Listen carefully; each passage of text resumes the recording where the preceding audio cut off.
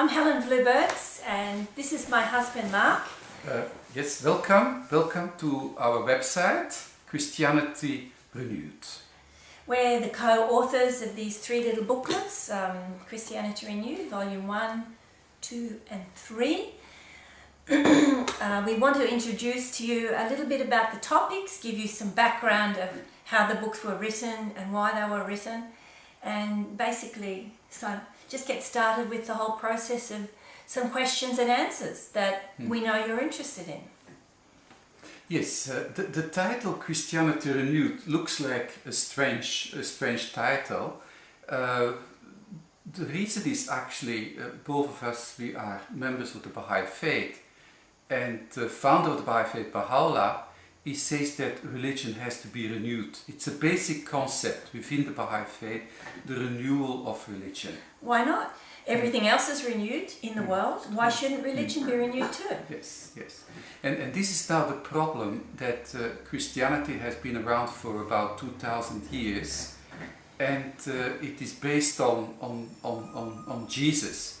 But what happened when I was born in a very strong Catholic family, but what happened was that when I encountered the writings of Teilhard de Chardin, a very famous Catholic theologian, he says that when we talk about Christ, we are not talking about Jesus who lived 2000 years ago, we are talking about the Christ spirit. Like Jesus says, before Abraham was, I am. You know, if Jesus can say before Abraham was, he wasn't talking about himself. Not his physical person. Absolutely not, because otherwise his mother would even be older than Abraham, and that's impossible. He's talking about the spirit, the Alpha that and the Omega. That makes sense, doesn't it? It makes sense. But then, when we look at it in this way, so Christianity we have to look in a much broader context, really. We have to look at Christianity from the beginning of creation until the end. There is no end, really. Alpha and the Omega. And now, just before we get into the Christian topics, Mark, yes. I just wanted you to tell the people who are watching this a little bit about the background of writing the books and about your own Christian. Your brother was, I believe, a Jesuit priest in the University of the Pope in Rome, and that's where your interest in these topics started, wasn't it? Well, actually, I always have been interested in God. I've always been interested in the Creator, you know, and also, of course, been brought up in a Catholic country. My parents very strong Catholics. My aunties, they are all in convent. Also, we have Catholic newspapers. We got Catholic press and so on. Yes. So for me, Christianity and Catholicism was the same thing. So it was only later when I went to England and I went to the Netherlands that I started to realize Christianity is much more than that. And then I went to Turkey, I was working in Africa for United Nations, and I realized that there are other people who have another base for their entire life, you know?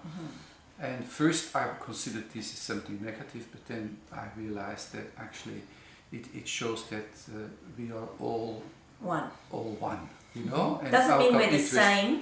It means that we are one human race, following one truth, believing in one God.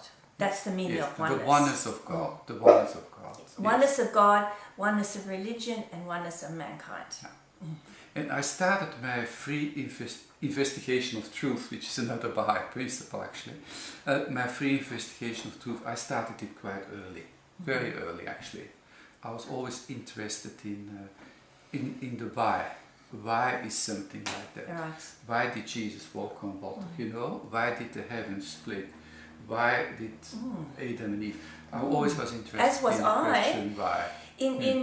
When I was a young girl in Australia, growing up in Australia, my parents were not religious, but I would go out every Sunday to different churches, the Catholic, the Anglican, the Baptist, the Methodist, and I raised many questions, and I was the scourge of those churches, and they brought special people in to meet me because I was asking questions like, if there's only one Jesus Christ, why are there so many people in so many churches calling themselves Christians and dividing their churches? The other question I always ask my whoever was around, was if there was Adam and Eve were the first man and woman, and Cain and Abel were their sons, where were the daughters? Where did the daughters come from who married Cain and Abel?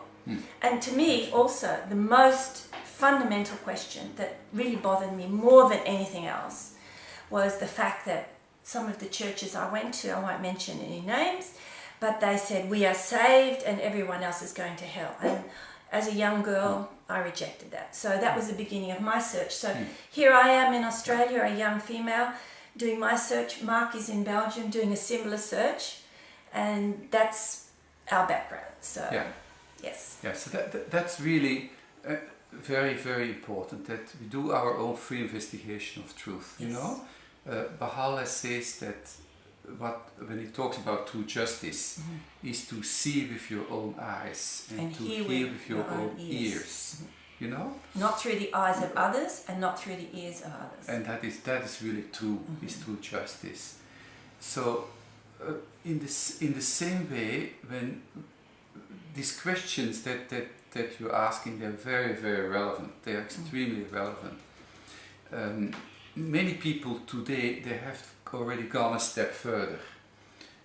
They have just, they don't consider anymore Christianity to be able to be renewed. They say it will die. It will slowly die. And basically that's what we see happening in society today. Christianity is slowly dying. I would say not Christianity, but the vitality of men's belief in the fundamental truths that are espoused by the churches is dying. Is dying at the moment. And it's understandable because religion has been the cause of so many wars and conflicts. Again, I would like to just add to that. It's not actually the religion, but it's the followers of the religion.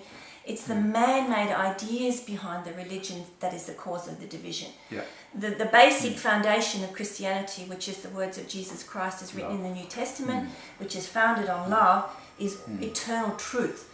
But the divisions come when the man-made ideas are inserted into those truths. Yes, that's absolutely true. Jesus says, love your neighbor.